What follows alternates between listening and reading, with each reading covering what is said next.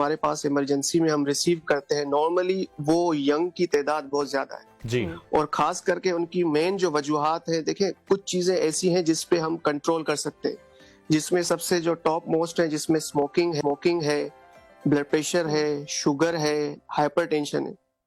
ये चीजें ऐसी हैं जिसपे हम कंट्रोल कर सकते हैं। और मोस्ट कॉमन कॉज जो हमारे पास अभी जो सामने आया है, उसमें दो मेन कॉज ये है कि जो सिगरेट नोशी, तंबाकू नोशी बहुत ज्यादा बढ़ गई है अमंग यंगस्टर्स, और दूसरी बात यह है कि जो फिजिकल इनएक्टिविटी है, हमारे पास जो प्रायोरिटीज है, फिजिकल जो एक्सरसाइजेज है, वो बहुत ज्यादा कम हो गई है। ये टॉप मोस्ट कॉजेज है जिसकी वजह से स्पेशली यंग एज में दिल के अमराज बहुत ज्यादा आ रहे हैं, और स्पेशली जो पेशेंट हम रिसीव कर रहे हैं वो उनकी तादाद 30s और 40s में आजकल बहुत ज्यादा हो रही है। ठीक है डॉक्टर साहब, आप ये बताइएगा, क्वालिटी जो फूड है वो भी हम नहीं खा रहे, और अगर क्वांटिटी की बात करें तो क्वांटिटी पर भी हम लोग हाथ नहीं रोकते।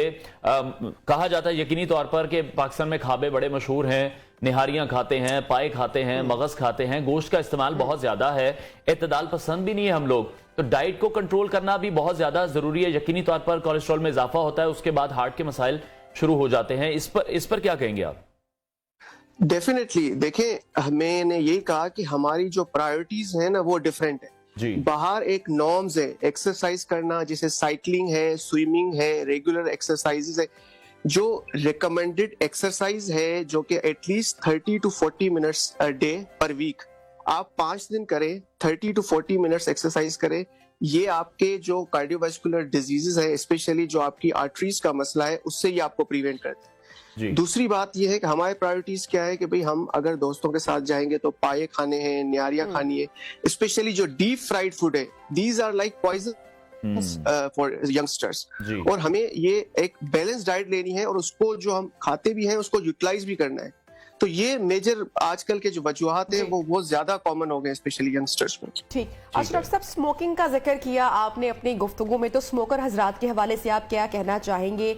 जो लोग बहुत ज्यादा स्मोकिंग करते हैं, मर्द खवातीन दोनों का मैं जिक्र कर रही हूँ, किस तरह से ये डैमेजिंग है लंग्स के लिए तो है ही, आपकी हार्ट हेल्थ को कितना ये इफेक्ट करता है, कितना नुकसानदेह है? देखिए, जो तंबाकू नोशी है, जो सिगरेट स्मोकिंग है, वो आपके जिस्म के हर ऑर्गन को इफेक्ट करती है, जिसपे जो लंग्स और जो कार्डियक कॉजेज है वो बहुत ज्यादा है। और आजकल जो एक कन्वेंशनल सिगरेट जो शिफ्ट हो गया है, स्पेशली जो इलेक्ट्रॉनिक सिगरेट पे, these are as dangerous as conventional smoking.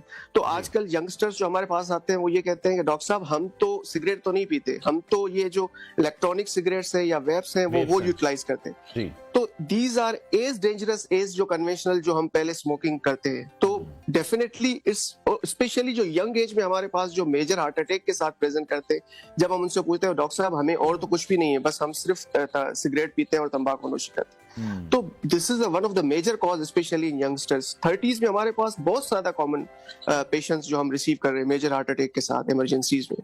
ठीक है डॉक्टर साहब, एक अवामी सवाल है, मैंने भी बहुत ज्यादा दफा देखा है, कुछ लोगों ने भी मेरे से डिस्कस किया है, जब हम सड़क पर ट्रैवल कर रहे होते हैं तो हम देखते हैं कुछ रिक्शों के पीछे इस तरह के एड्स लगे होते हैं कि सर्जरी से पहले एक बार ये नुस्खा ट्राई करें, उसको सुन्नत नबी से भी जोड़ा जाता है, कुछ पेस्ट मार्केट में दस्तयाब हैं, उनके हवाले से क्या कहेंगे? मिथ है, रियलिटी है, वो इस्तेमाल करने चाहिए? ऐसा रिस्क कोई लेना चाहिए किसी भी टोट करते हुए एक ऐसे मसले में जो कि बहुत ज्यादा क्रिटिकल हो सकता है? देखिए अनवर, बात यह है कि जो इस टाइप की जो मेडिसिन होती हैं या जो पेस्ट होते हैं, ये रिसर्च बेस्ड नहीं होते जी। हमारे पास पेशेंट इस टाइप के जो आते हैं वो डेफिनेटली बहुत सारे ऐसे पेशेंट होते हैं जो कि ये यूज करके आए हुए होते हैं, और उनमें ये होता है कि उनमें जिगर और मैदे की जो खराबियां हैं वो ज्यादा हो जाती है। फिर उनके लिए ना हम एंजियोप्लास्टीज कर सकते हैं जो कि शरियानों को खोलने का एक प्रोसीजर होता है, नहीं उनमें फिर बाईपास या कोई ऑपरेशन कर सकते हैं। तो मेरी रिक्वेस्ट कॉमन पब्लिक की यही होगी कि for God sec please don't use these things. हाँ, आप एक नॉर्मल क्वांटिटी में एक डाइटरी चीजों के लिए आप एक लिमिटेड मिकदार में यूज कर सकते हैं for taste and other purpose, but not for treatment purpose. ये मेरी सबसे बड़ी रिक्वेस्ट होगी। ठीक डॉक्टर साहब, जितने भी हेल्थ इश्यूज पर हमने आज तक बात की है, नंबर 1 जो बात डॉक्टर्स करते हैं और एक ही पेज पर होते हैं, वो बात होती है लाइफस्टाइल के हवाले से। बहुत सारे लोग अनअवेयर होंगे या नहीं समझते होंगे, वो समझते हैं कि हम बहुत अच्छा खाना खा रहे हैं, घर का खाना खा रहे हैं, लेकिन जब हम लाइफस्टाइल का जिक्र करते हैं तो इससे मुराद क्या है? इसमें अच्छी नींद भी आ जाती है, मुनासिब वर्जिश भी आ जाती है। अगर मैं आपसे पूछूं कि कौन से वो की पॉइंट्स हैं जिसका हमें रोजमर्रा की जिंदगी में ख्याल रखना है, तो आप क्या कहेंगे? देखिए, मेरी एडवाइस यही होगी आसान अल्फाज में कि kindly shift your food from animal based to plant based food. जैसे प्लांट बेस्ड में फ्रूट्स में क्या आता है, जो आपकी फ्रेश वेजिटेबल्स हैं, आपके फ्रेश फ्रूट्स हैं, आप काइंडली उनकी मिकदार ज्यादा कर दे rather than animal foods. Like आप बीफ है, मटन है, जो फ्राइड फूड है, इनका यूटिलाइज आप करें, डेफिनेटली करें, इनके अपने हेल्थ बेनिफिट हैं, लेकिन वो उनकी क्वांटिटी आपकी कम होनी चाहिए। प्लांट बेस्ड फूड्स की आपकी क्वांटिटी ज्यादा होनी चाहिए। दूसरा, आप कोई भी एक्टिविटी करते हैं, चाहे आप शॉपिंग के लिए जाते हैं, चाहे आप कोई भी घर के खवातीन हैं, वो जो हाउस होल्ड एक्टिविटीज करती हैं जी, उनमें आप कोशिश करें कि जितना एक्टिव हो सकते हैं उसमें एक्टिव रहें, ये ज्यादा बेनिफिशियल। बिल्कुल डॉक्टर साहब, लेकिन हम देखते हैं कि जो दिन का आगाज है वो तो होता ही नान चनों के साथ है। जब तक खाने के ऊपर तरी ना मौजूद हो, उस खाने को तो अच्छा ही नहीं समझा जाता। तो लाइफस्टाइल चेंज होता तो पाकिस्तानियों का, लाहौरियों का किसी सूरत भी दिखाई नहीं देता। तो डॉक्टर साहब, हम तो यहाँ पर मछली भी शोरबे वाली इस्तेमाल करते हैं, जो पूरा वेस्ट जहां पर ग्रिल फिश का इस्तेमाल करता है, हम तो उसको भी शोरबे में और तेल के साथ बनाकर खाना पसंद करते हैं, जिसके इतने सारे फायदे हैं। देखिए, बात यह है कि हमारी जो साउथ एशियन पॉपुलेशन है, स्पेशली जो हमारे सब कॉन्टिनेंट के जो एरियाज हैं, ये वैसे ही एक रिस्क फैक्टर है कार्डियोवास्कुलर डिजीज के हवाले से। उसका मेन फैक्टर ही ये है कि हमारी जो डाइटरी हैबिट्स हैं, हमें नाश्ते में हैवी पराठे खाने हैं, पाए खाने हैं, न्यारियां खानी है। तो देखिए, यही चीजें जो है हमें डिफरेंशिएट करती हैं फ्रॉम वेस्ट पॉपुलेशन। हमारे यहाँ जो ओल्ड एज पॉपुलेशन है वो शुरू हो जाती है 50s में, 40s में। We consider ourself as old age. बाहर के जो वेस्ट कंट्रीज है, यहाँ start of a middle age ये है।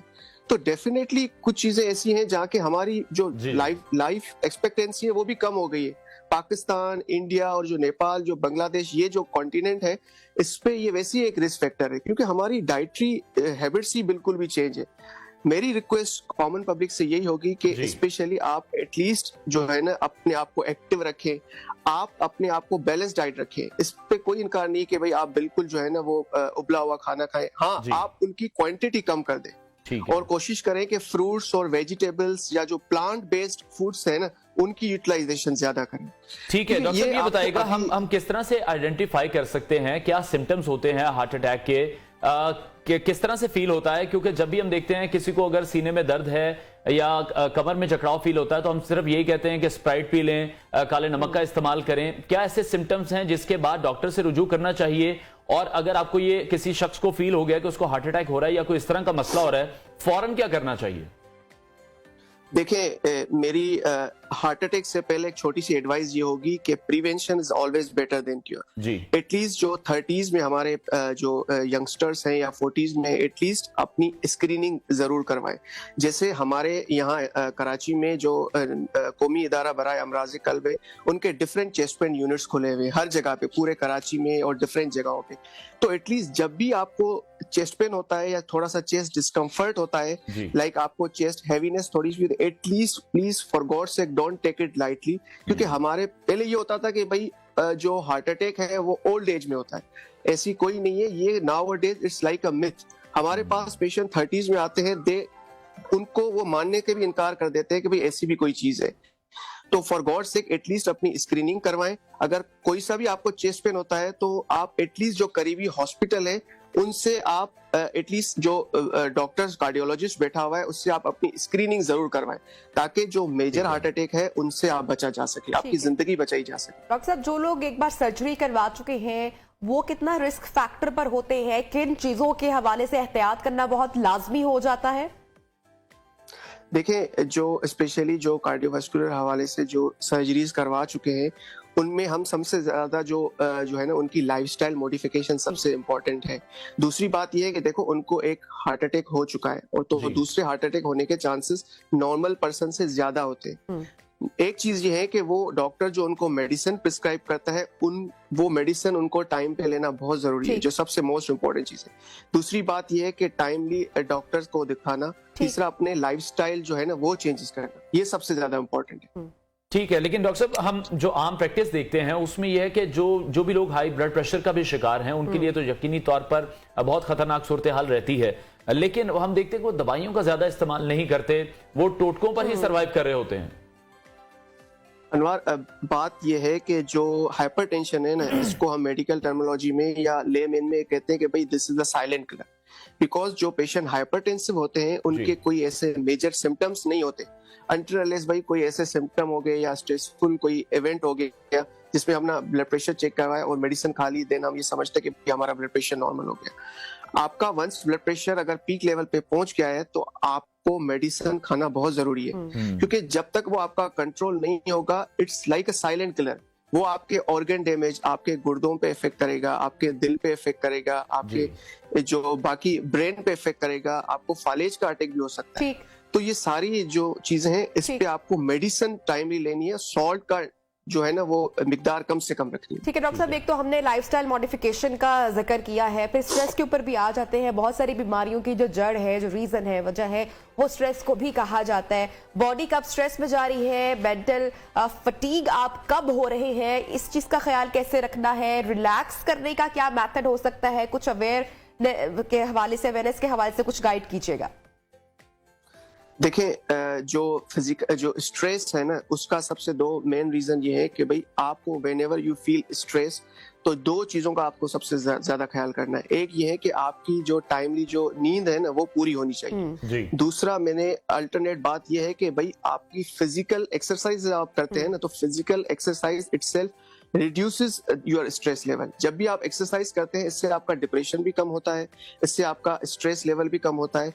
और देखिए, एक्सरसाइज के बहुत सारे फवायद हैं। आपका ब्लड प्रेशर भी कम होगा, आपकी शुगर जो लेवल है बॉडी में वो भी कम होगी, आपका स्ट्रेस लेवल भी कम होगा। ये सारी चीजें आपको एक्सरसाइजेज में है। तो जब भी आप स्ट्रेस में हो, अपनी एक्सरसाइज जो है ना, फिजिकल एक्टिविटी बढ़ा दें और आप अपनी नींद पूरी करें। इससे आपके जो इवेंट है, जो कार्डियोवास्कुलर इवेंट है, वो आपके कम से कम होने के चांसेस होते हैं। ठीक है, बहुत शुक्रिया डॉक्टर सालेक अहमद, कार्डियोलॉजिस्ट, हमारे साथ इन कॉन्वर्सेशन का यही कहना था कि हमें अपने लाइफस्टाइल में मॉडिफिकेशन की बहुत ज्यादा जरूरत है।